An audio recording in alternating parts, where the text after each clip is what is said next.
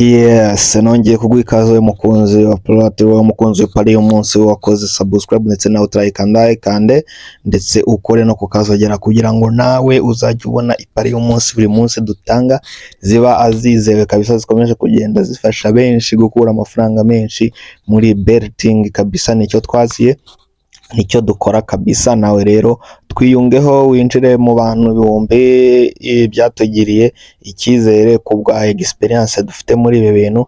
Nawe rero nicyo gihe ngo niba ukora betting kabisa utwiyungeho kabisa, ibintu bikomeze kugenda bigenda neza. Nize rero ko rero mu uyu wa kane umeze neza, kandi niba utanameze neza, niba ufite ibibazo by'uburwayi cyangwa ibindi bibazo bigiye bitandukanye ku isi, ibibazo bibaho, wizere Imana, wizere ko uyu munsi bimeze neza ndetse ejo bikaba byagenda neza nk'uko ibyiza bidahora ni nako ibi bidahoraho kabisa. Wizere muri iryo jambo. Twongera rero tubanza kwibutsa abashyashya cyangwa se n'abasanzwe bataratwiyungaho ku yindi gahunda yihariye iyo ya mapari dutanga ku rubuga rwa WhatsApp mu bo twibyo twitwa aba VIP.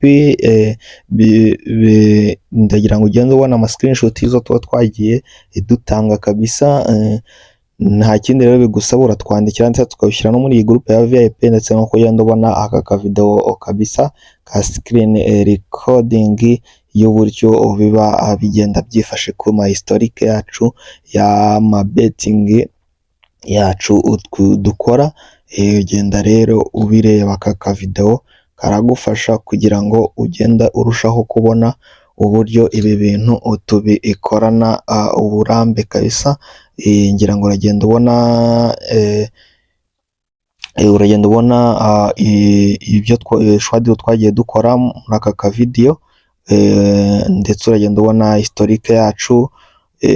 Ngira ngo nk'iyo shwadi urayibona kariyo ejo bundi tariki 2 z'ukwa kabiri, ndetse ukagenda ubona na odi yayo byose. Ngira ngo urimo urabireba kabisa. Nawe rero ushaka kutwiyungaho kabisa, by'umwihariko kugira ngo ujye ubona shwadiru nk'izi ngizi ziba zizewe isa amprusa kabisa. Aka video ni kavamo ndagushyiriramo nomero ushobora kuba watwandikiramo. Ngira ngo nk'iyo rero ibona niyo kuri tariki 3 yarabikoze neza cyane kabisa. Guys rero reka nze ngushyiremo nimero twandikiraho, utwandikira utubwira ngo harasabwa iki. Ntabwo dushaka abantu baza badutakariza umwanya batubwira ngo mutwereke turebe ngo sample chani.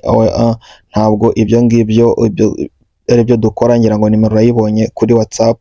Ugomba kuva hano watwizeye ukaza utubaza icyo bisabwa kugira ngo twiyungeho uri serious.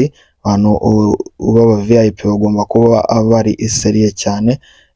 Fata agakayi kawe n'agakaramu dutangire prediction z'umunsi nk'ibisanzwe. Ni Copa Italian, ni ku isaha y'isa 4, ni ikipe ya Atalanta na Juve. Ndaguhereza both team Tusko, abenshi muzi ku izina rya Yes kabisa. Buri kipe kuza akubona igitego muri uyu mukino, hanyuma twite twihuta cyane twerekeze ku yindi match irahuza ikipe ya Strasbourg ndetse n'ikipe ya AS Monaco kabisa.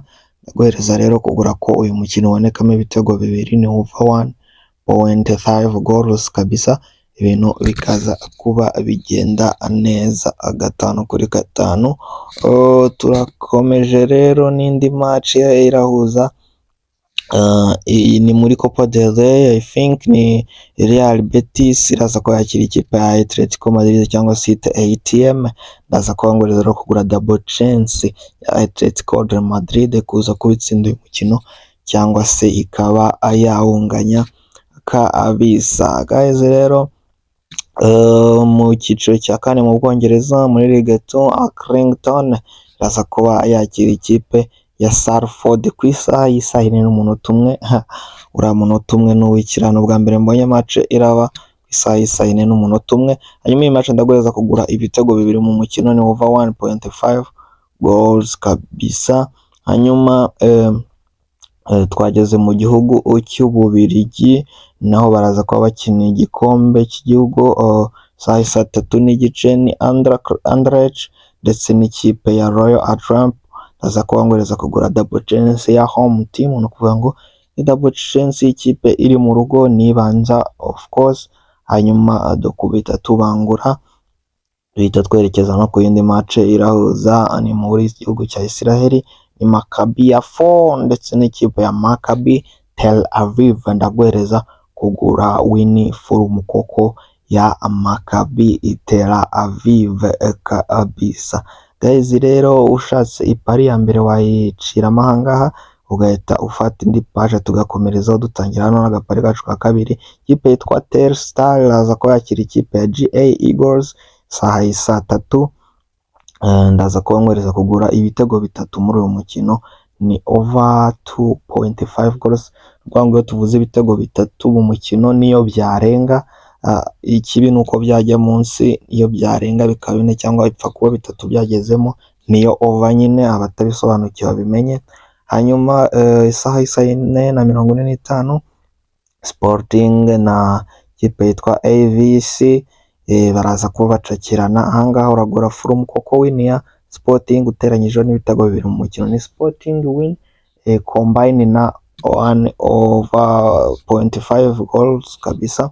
Hanyuma duhita dukomereza ano mu gihugu cyacu cy'u Rwanda, ni ikipe ya AS Kigali iraza ko yakira ikipe ya Lion Sport. Ikipe zose zitameze neza mu by'ukuri, ndaza kwanguriza ko nta bitego bine biboneka muri uyu mukino, ni under 3.5 goals. Champion bettingwa n'abari mu mahanga ko murabiswa mu Rwanda bitemewe kuri bettinga. Twageze rero mu gihugu cya Saudi Arabia, muri Saudi Pro League, ni ikipe ya Al Fayha ndetse na Al Najim. Ndaza kwangureza kugura double chance ya Al Fayha iri mu rugo kuza gutsinda uyu mukino cyangwa ikawunganya. Turacyari muri Saudi Pro League, ni ikipe yitwa Al Ahly iraza kuba yakira ikipe yitwa Al Hazem. Ndaza kwangureza kugura win from koko ya Al Ahly y'umugabo witwa Riyad Mahrez, umurigende wa City kabisa wa Manchester City. Nuko rero ndagureza win ya Al Ahly, hanyuma dukubite tubangura dukomeza bita tujya kuri match irahuza ikipe ya Al Ahdoud ndetse n'ikipe ya Al Ahly. Al Ahly emaze kwinjiramo umugabo witwa Karim Benzema. Ndagureza rero kugura win ya Al Ahly, Al Hilal sorry, ari nayo tugejeje ku musozo wacu w'ipari y'umunsi. Ipari y'umunsi nakagaruka ngiye wakomeje kumva kugenda kugezaho unyite Gladiator, hanyuma ukongera kutwandikira kuri WhatsApp kuri za show twakubwiye haruguru. Hanyuma Imana ikomeze barinde mu byo mukora byose, Imana ikomeze bahedagire, mukomeze mwibuke kwiyambaza Imana mu byo mukora byose. Nimero ni iyi ngiyi, reka adusubire ku munsi w'ejo muri weekend. Ciao ciao.